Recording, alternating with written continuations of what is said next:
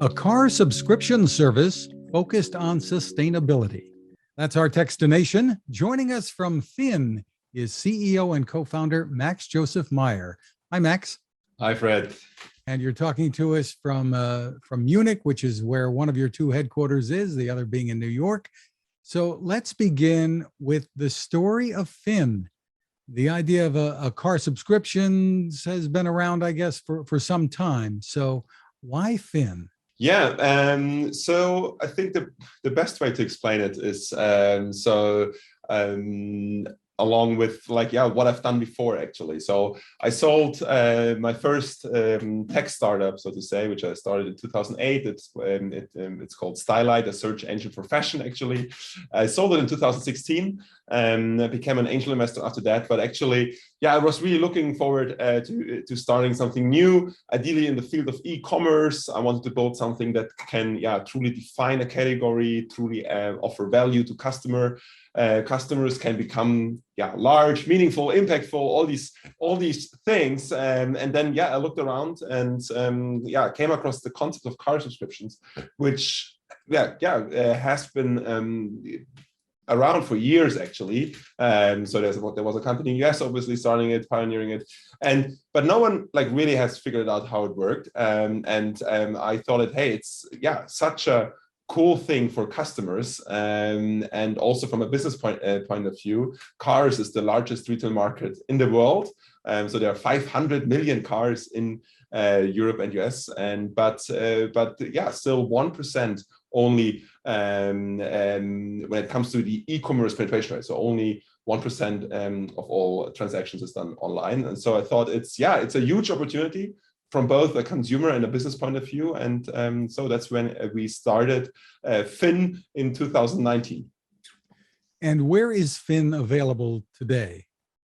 So we offer our car subscriptions in our home market, Germany. So that's where we started. And since the beginning of the year, also in the US. So currently we're operating in 4 states in the northeast of the US. But soon we will also expand our service to many more states in the US.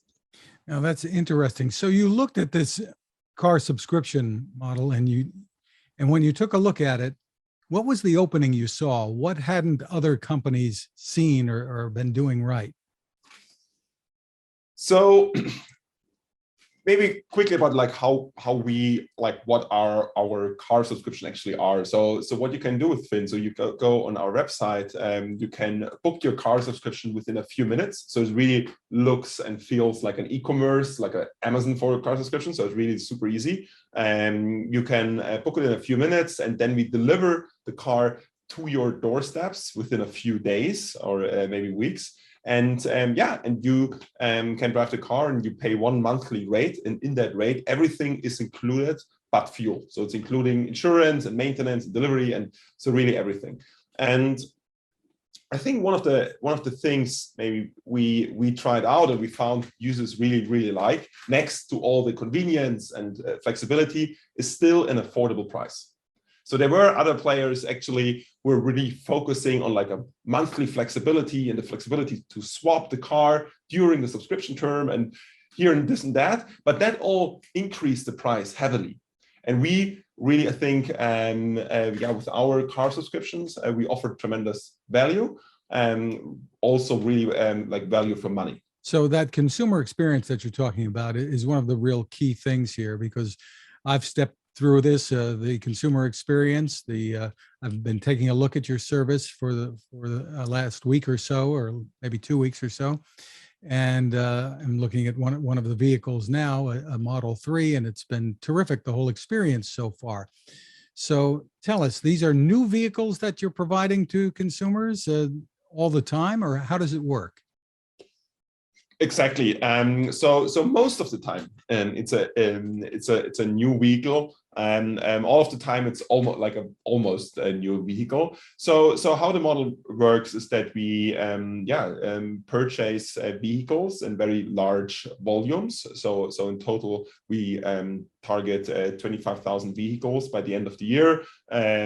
So really in very big volumes. We also pre-order all our vehicles up to 12 months in advance. And then typically a new or almost new car will be then delivered to our customers. And the inventory that you have, people can browse that through your app or online on the web. And that's going to vary depending on how difficult it is for you to get the vehicles that you want, I guess. Well, of course. So it's definitely not the easiest time to get a car. It's pretty much the hardest time probably in the past 20 years. In our case, so all the vehicles we kind of receiving and now and are able to offer our customers, we already have pre-ordered like 3, 6, even 12 months ago. So this helped us to navigate through this supply crisis, is really to plan ahead, think ahead, and then pre-order many months ahead. Well, what kind of customer is this right for when you compare the subscription with purchasing or leasing a vehicle? So we have like a clear core target group, and this core target group, it's families, it's young families in their 30s and 40s. We typically describe them as former hipsters living in, for example, East Village, and now kind of growing up in their 30s, but now moving out, for example, to New Jersey, and then raising a family and finding out that they need they need a house, they need a car. But these target group millennials now, they are so used to purchase everything online, they really seek for an online alternative. And so then they find, they find out about Fin, and they're really intrigued by the convenience and ease of use and flexibility of it. And the economics of it, when people do the comparisons, how does that typically work out? What do you hear back from people? So typically we are never the cheapest option. So that's for sure. So if you really, or when you really look for compare many deals and at many dealers, I think you will be able to find always a cheaper option, but that's not our goal. So definitely that's not our goal. But we want to really offer an attractive value for money. So we are I think really, all things considered, also especially when you consider that within our rate, insurance is included, maintenance, there's no deposit, everything is really included but fuel. I think it's a very attractive package. And we see it in our numbers. So since the beginning, demand truly never has been our constraint, but more really getting enough cars. And on the flip side, from the consumer view, what do you say to your investors about how you're able to make money?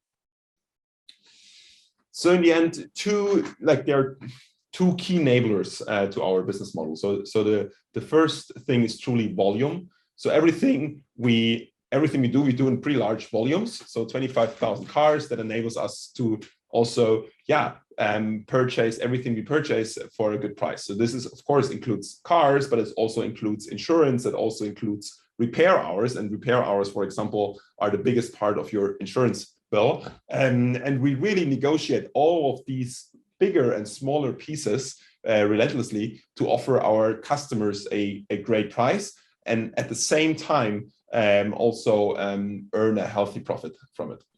And if for your consumers, if something were to happen to the vehicle, an accident, for instance, while they have it, the insurance company, the insurance would take care of providing a loaner or a rental in the interim. Is that how it would work, or does Fin step in? So in the end, we are that's also one of the cool things about Fin. So you will always have one kind of 24/7 hotline. So you don't need to think about do I go to the insurance or the dealer? Who do I call? So in our case, it's always us, and we help you with everything. So sometimes the insurance is behind it. Sometimes and one of our partners is behind it. But yes, we absolutely keep our users always on the road. And you mentioned the supply chain issues. How difficult is it today to get the cars that you want, the cars that are in most demand? We mentioned the Tesla Model 3. Everybody has a hard time getting a Tesla, I guess, today. And there are others and many more EVs coming to market. And I know sustainability is a big part of your business model, right?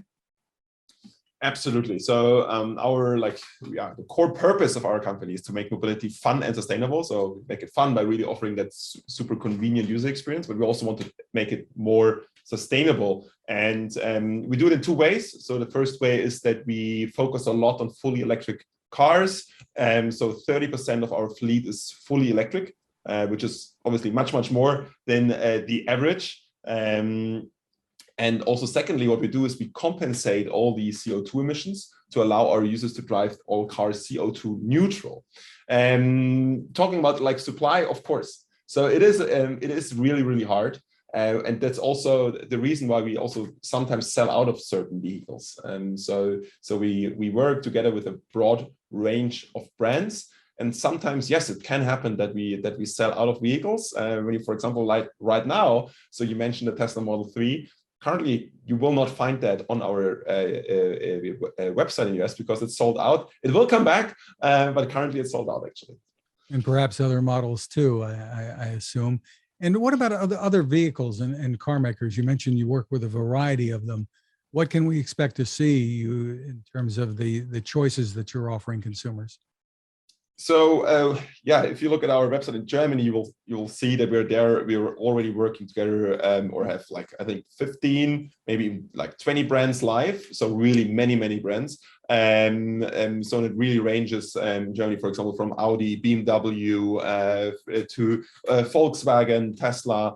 Range Rover, which I think is a pretty cool brand, but also newer brands, for example, such as Polestar, which is a fully electric car brand you certainly know, and others. So we aim to offer like a really broad mix of kind of really like the most famous brands, like Ford and so on, but also really newcomers. And there are many like new brands are coming to the market, like the first time in decades, mostly due to the fully electric cars. We also partner with these brands and make it accessible for customers out there. And what have you learned about consumers and consumer behavior so far? You're getting these cars back after 6 months or a year. What have you learned? So initially, when we spoke to insurances, like in Germany, for example, they were super skeptical. They were saying, well, in the end, it's only like a rental, and don't be gentle, it's a rental, and they will treat your cars pretty badly. And our argument actually was, we don't think so, because it's kind of like we hand over the keys to one customer over the period of 6 or 12 months, and then we get it back from that very customer. So it's kind of like like the loop is so to say, it's closed, and people know it's kind of like they treat it like their own car. So you don't want to drive around in a car which has and so the people treat it pretty much like the damage rate, so to say, is very similar to how people treat their own car. And when you take a look at the future here, tell me what the plans are. You mentioned expanding into other states. Is that going to be this year? Absolutely. So there are a few other states currently on our plate for this year. Certainly more states in the Northeast, but we're also preparing our launch in other larger states. And one of it definitely will be California. Stay tuned. But that's one part of it. Yeah, that's really just really execution. But in the end, for us as a company, we are really like laser focused on car subscriptions. So that's really what we as a company, we wake up with that with car subscriptions in mind, and we go to bed with car subscriptions in mind. So that's what we do, and we will not deviate from that. So we truly aim to offer as many customers our service as possible, because so far customers are really happy, and the feedback is great. And you've found that the two offerings, 6 months, a 6-month period or a 1-year period, that's worked well, or is that what you're going to be sticking with? Very good question. So in Germany, we're also offering 1 month options, and then we will also offer this this option in the US. Yeah, later at a later point in time this year, maybe also longer options in the future. But kind of like this is our core. So it's 1, 6, or 12 months. I think that is really also the core of our brand. Is really like also flexibility, and so this that will be also our focus over time. What, before we let you go, what has surprised you from the time that you decided to jump off the cliff and go with this concept? What has surprised you in terms of the hurdles, or maybe how easy things have been? I doubt that's the case. You know, that's Nothing's the easy. When you look up, for example, our LinkedIn page, like everything looks always like perfectly well and super shiny and easy. And yeah, well, the reality is much different. So reality, it's a roller coaster. So I always describe Finn as a chain of very large chicken egg problems. So you need to close all these OEM partnerships with corporations that have hundreds of thousands of people. Like that's really not easy. You need to raise. So we raised till date 700 million in fleet financing. From very large bank institutions, which also is really hard to do, especially when you're a startup that is not profitable yet.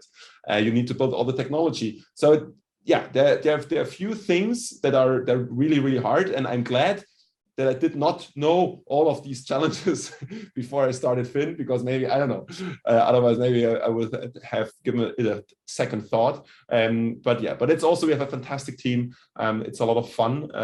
They're really ambitious. And so, yeah, it's mostly fun, but also a lot of work. And that's another challenge too, is getting the right people on board, right? It's a tough environment for that. It is, of course. I think we are, yeah, but still offering a very compelling proposition. So it's a cool product. It's a cool team. We are quite flexible, like working on site or also from home. So that also helps. Yeah, I think we're doing fine there so far. Terrific. Well, the website is Finn.auto. Max Meier, thank you so much for spending time with us. Thank you so much for having me, friend. Thank you.